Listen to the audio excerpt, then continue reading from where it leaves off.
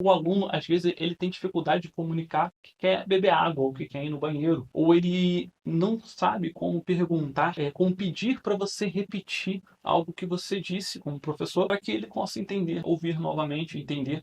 Ele não sabe pedir para repetir, ou ele tem dificuldade extrema de interagir com os outros colegas da mesma idade que ele, né, os pares de idade, para participar de uma brincadeira, para participar de um jogo, uma contação de uma história, um relato. Às vezes tem algum jovem contando para o outro o que aconteceu alguma coisa, e uma brincadeira que ele fez, ou algo que aconteceu ontem, e toda essa interação social, ele não participa dessa interação social, e ele perde aí grande parte de uma das coisas mais importantes da escola, não é, que é o convívio social, né? Uma das coisas mais importantes da escola, de colocar todos os alunos dentro de uma sala de aula, de um pátio, de uma instituição para receber educação, é o convívio social.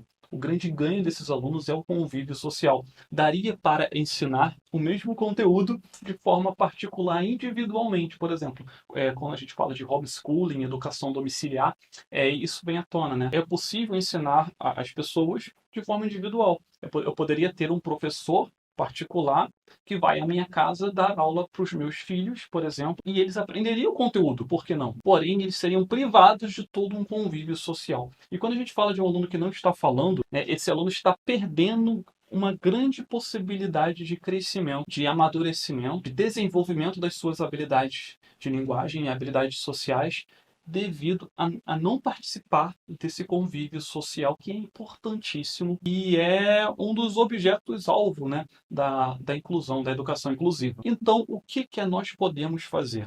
O que que nós podemos fazer? Nós podemos, sim, estimular os nossos alunos a se comunicar, mesmo que isso não faça parte do seu currículo lá da BNCC. Como assim, Leandro? Realmente, se você for olhar o currículo da BNCC, currículo base, para uma turma de sétimo ano, por exemplo, você não vai encontrar lá um tópico dizendo para você trabalhar, estimular a comunicação ou o desenvolvimento de algumas palavras, vocabulário base aí com o seu aluno, porque o currículo do sétimo ano é pensado para o desenvolvimento típico. O currículo do sexto ano é pensado para o desenvolvimento típico. E quando nós temos um aluno que ele não se comunica, tem uma grande dificuldade de comunicação, esse aluno não é um aluno típico, é um aluno atípico.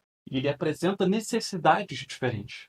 Ou seja, o currículo desenhado para a maioria não vai atender a necessidade específica desse aluno, porque ele não é a maioria. Ele tem uma necessidade diferente, que precisa ser trabalhada, precisa ser estimulada, porque ele pode sim aprender, ele pode se desenvolver, ele pode interagir, talvez não de forma oral, talvez de outras formas, né? Existem várias formas, várias possibilidades de interação, mas esse aluno precisa de estímulo para aprender. Né? E o tempo do aluno, ele não tem preço. Guarda essa frase. O que que isso quer dizer, Leandro? Quer dizer que o tempo que eu passo com o meu aluno em sala de aula, ele tem um valor inestimável, inestimável. E esse tempo que a gente passa junto com o nosso aluno, ele pode ser usado para benefício do desenvolvimento desse aluno quanto pessoa, que isso é pré-requisito para o desenvolvimento acadêmico dele. Por exemplo, um aluno que tem uma grave dificuldade de comunicação, que tem um vocabulário extremamente reduzido, que não entende muito bem o conceito das palavras, esse aluno dificilmente vai conseguir se alfabetizar. E o aluno que não consegue se alfabetizar tem um aprendizado extremamente limitado em relação ao currículo proposto para o ensino fundamental 2, por exemplo. Uma coisa é pré-requisito da outra. Então, se a gente tem um aluno que não está falando, o currículo desse aluno precisa ser adaptado para a necessidade específica dele. E de acordo com o Ministério da Educação, você pode adicionar esses tópicos que vão ser trabalhados com o aluno na parte diversificada do currículo. O objetivo aqui é falar que o seu aluno precisa se comunicar de maneira funcional para que as atividades que você vai entregar para esse aluno façam sentido para ele, né? Não adianta querer entregar uma atividade para um aluno que não tem uma comunicação funcional estabelecida. O que é uma comunicação funcional estabelecida? Esse é o primeiro ponto.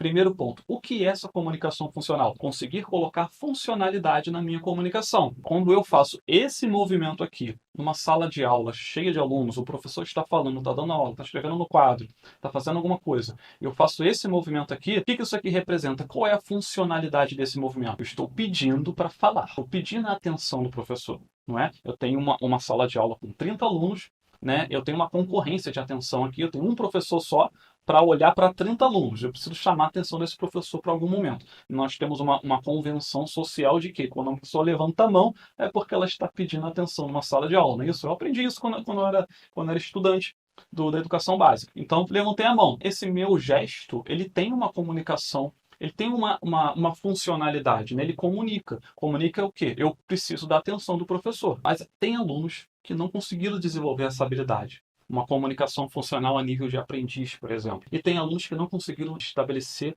uma funcionalidade na comunicação a nível básico, de necessidades básicas. Por exemplo, o aluno não consegue pedir para ir no banheiro, ou ele não pede para beber água, ou ele não consegue pedir um lápis emprestado para o colega que está do lado dele, uma borracha emprestada, ou ele não consegue pedir, perguntar como resolver tal questão que ele está com dúvida, que ele não entendeu. Consegue pedir para você repetir um conteúdo, por exemplo, numa aula. E esse aluno, ele com essas dificuldades, ele vai ter grande dificuldade de aprendizado do conteúdo acadêmico. Por quê?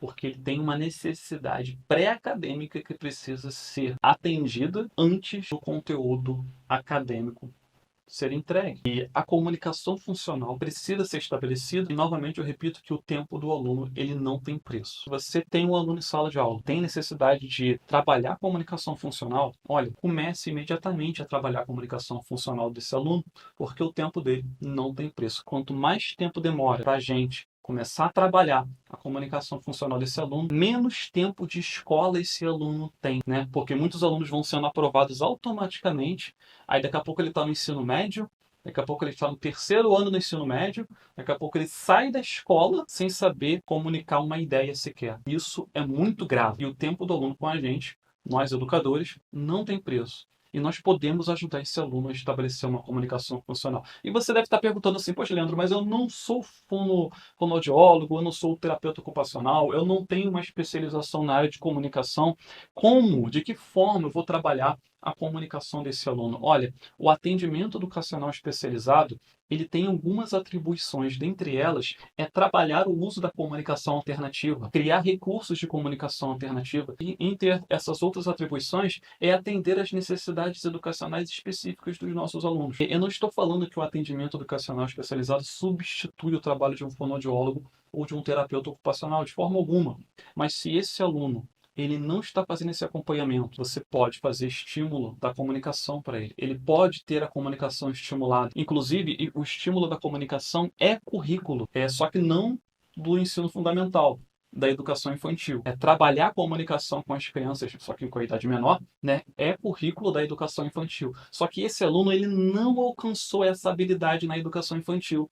E não é porque ele cresceu que essa habilidade precisa ser descartada. Não. A gente volta a trabalhar essa habilidade, só que não de uma forma infantilizada, entende? Não é porque ele cresceu e não alcançou a habilidade na educação infantil que a gente vai descartar essa habilidade que não foi alcançada. A gente trabalha a habilidade que o aluno não alcançou quando ele tinha 3 anos, a habilidade que ele não alcançou quando ele tinha 5 anos, a habilidade que ele não alcançou quando tinha 6 anos, lá na educação infantil.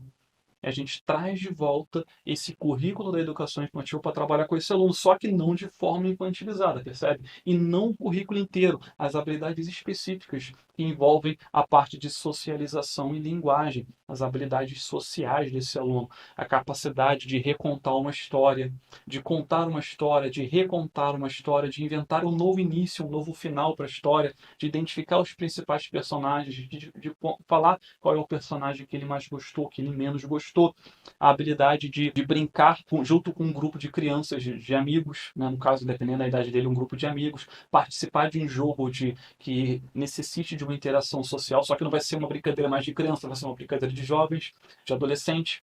E tudo isso que precisava ter sido desenvolvido na educação infantil, esse aluno não conseguiu atingir por uma série de outras coisas que a gente não sabe, né? Porque agora o aluno está com a gente não está acompanhando ele desde a educação infantil. Então, nós precisamos trazer de novo esses objetivos. Entre esses objetivos, a comunicação funcional é necessária. O que você precisa? O que você está pensando? Leandro, quero adaptar a atividade de língua portuguesa para esse aluno, eu quero adaptar a atividade de uso dos pronomes, quero adaptar a atividade sobre o descobrimento do Brasil, eu quero adaptar uma atividade, Leandro, sobre as capitais dos estados brasileiros ou sobre os tipos de clima. Como que eu vou adaptar esse conteúdo para o meu aluno não verbal? Olha, eu vou voltar naquele tema do o tempo do aluno não tem preço. Você pode sim tentar ensinar os diferentes tipos de clima para um aluno que não tem uma comunicação funcional estabelecida. A chance desse aluno entender realmente, com qualidade, os diferentes tipos de clima é baixa, porque ele tem uma lacuna. A comunicação funcional não foi estabelecida, não foi alcançada. Você pode tentar e achar que está ajudando esse aluno, só que, na minha visão,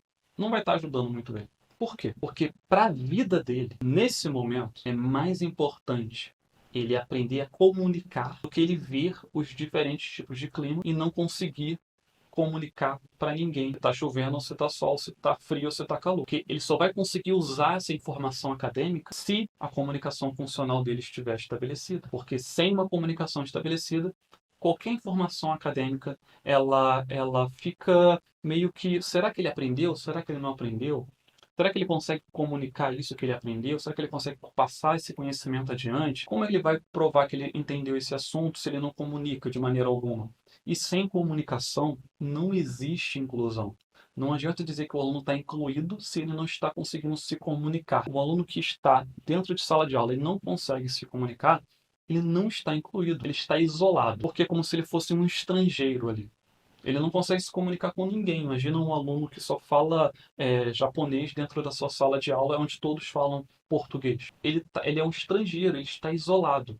Ele não entende língua portuguesa, né? Ele só fala japonês e nenhum aluno, nenhum outro aluno da sala, nem os professores falam japonês também. Esse aluno está ali dentro, mas ele não entende nada do que é dito e não consegue comunicar nada para ninguém. É um aluno que não tem, por exemplo, uma comunicação funcional estabelecida. Por quê? Porque no ambiente que ele está, ninguém entende o que ele diz. O nosso aluno que não fala, ele está numa situação semelhante a essa. Você pode até tentar ensinar, eu vou voltar naquele exemplo, os diferentes tipos de clima para esse aluno japonês. Pode até tentar. Você pode até conseguir que ele entenda alguma coisa ou outra. Só que para esse aluno japonês, nesse momento da vida dele, o mais importante seria ele entender algumas palavras em língua portuguesa. Principalmente pedir para água, pedir para ir no banheiro, pedir mais comida, falar um oi, um bom dia, falar sim, falar não. Ou seja, uma comunicação funcional. Essa essência se chama adaptação curricular.